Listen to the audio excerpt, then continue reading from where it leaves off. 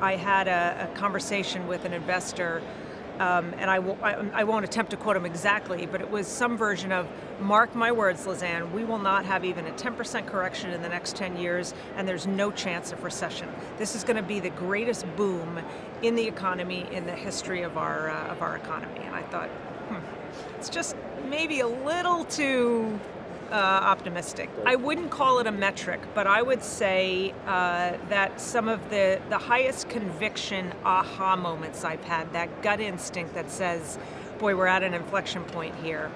And it happened in March of 09, and it's happening recently. It happened in kind of the August, September period of time.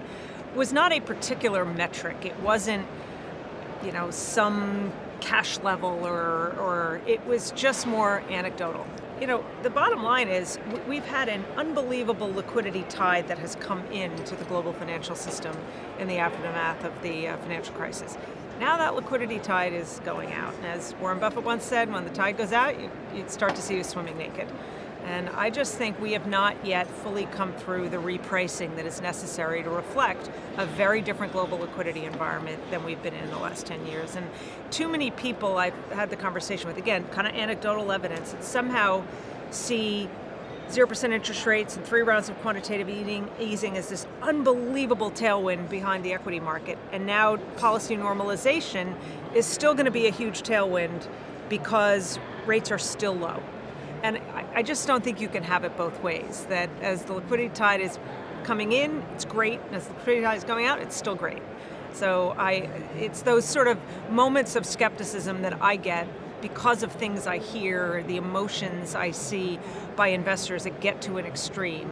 But it's just a gut feel more than it is something I can chart. It was sort of defiance against a view that maybe there were some risks creeping in. Almost, you're just, why are you pessimistic? There's nothing wrong right now. This is the best economy we've ever seen, and I just don't see why you are concerned.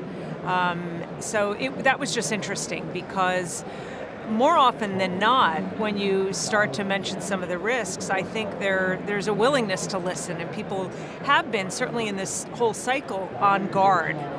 But we went beyond just complacency to, by many, just looking at the data and assuming that this, whether it was because of fiscal stimulus or deregulation, whatever it is, that we were off to the races and it was going to be persistent, not just a short-term pop to the economy.